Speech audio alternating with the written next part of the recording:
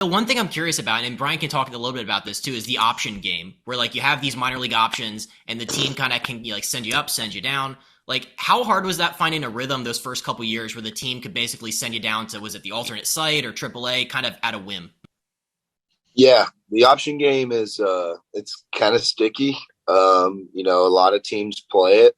Um, it stinks because I think for me last year, I think was a big year for me, confidence wise. And I think that's the number one thing is you can come up and you pitch well, or you throw well in spring, or whatever it may be, and you get options. So then you're like, well, do I belong, or am like what's going on? Like I feel like I did my job, or I'm doing my job, and then you get sent down, or and it's just the business side of the game.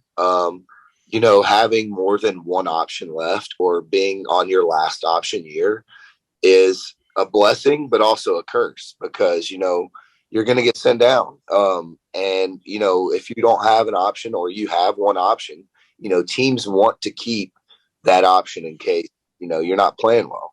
So, it stinks. I think confidence is a big thing because you're like, hey, do I belong? Do I not?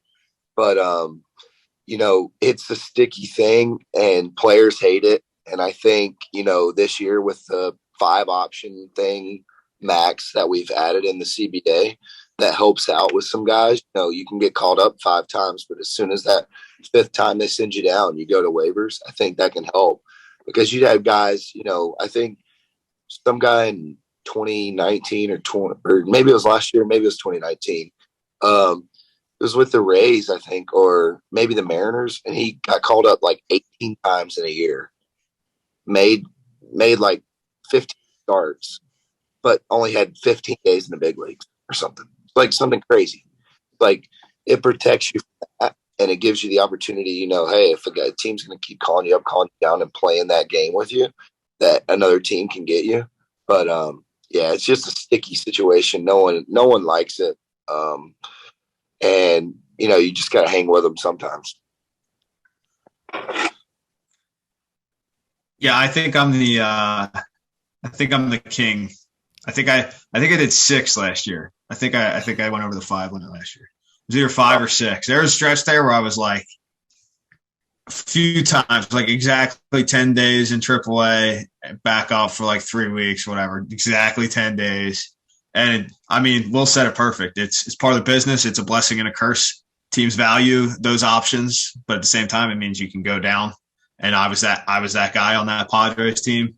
And sometimes, especially like Will said with pitchers, if they have to throw, more pitches than the team wants to originally, then they just get sent down for a fresh arm. no other reason other than that. That's it. But it comes with the territory, and I like that rule. That the 5 times rule is definitely a good rule. And man, there's also guys who hang around on the flip side of that who don't have any options left, who are maybe like a little fringy, but they hang around because they don't have the options left, and the team values them just enough to keep them, keep it going like that. So, man, it's just it's not fun going down, but it is what it is sometimes. What's like the logistical side of that? Because like if you're up and down within the span of like 10 days, are you just sleeping in a hotel the entire time? Like do you even get a chance to like put down any kind of semi-permanent routes or just like rent a place when you're up down up down? Yeah, I mean, it's usually when you get sent down, you get like a 2-day grace period or whatever it is, 72 hours or 48 hours. So you can, kind of hang out in the city. You can take your time really to get there. Then by the time you get there, you sometimes you have no idea. Like you could be down for a month. You could be down for 10 days. Somebody could get hurt and you're back up in 3 days. So, last year for me, I got sent down, and luckily the front office and everyone told me, it was like, hey, you're going to be down for 10 days and you're coming back up and starting against the Brewers.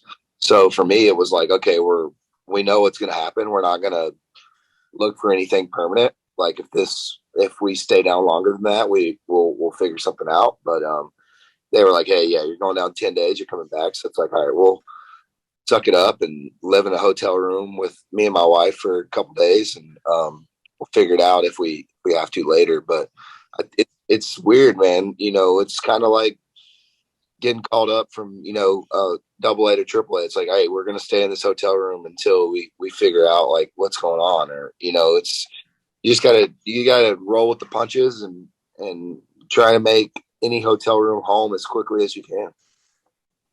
Brian, is that, you know, same kind of experience for you?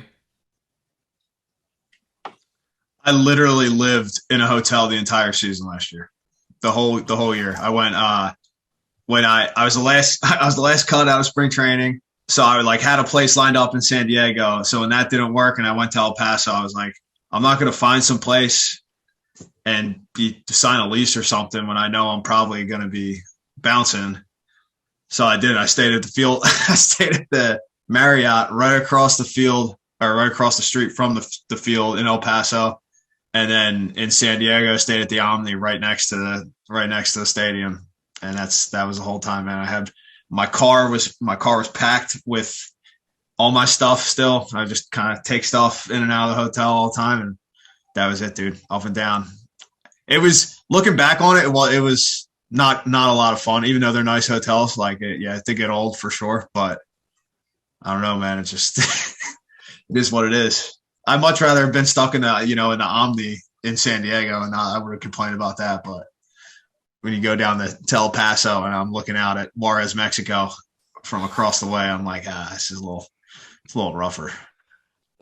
I just have never heard anybody really talk about that side of the game where it's like, yeah, I mean, hotels are cool, but like, Brian, you did like 6 months at a hotel. I mean, does that like wear on you mentally, where you just like, you're coming home to not a home every single day?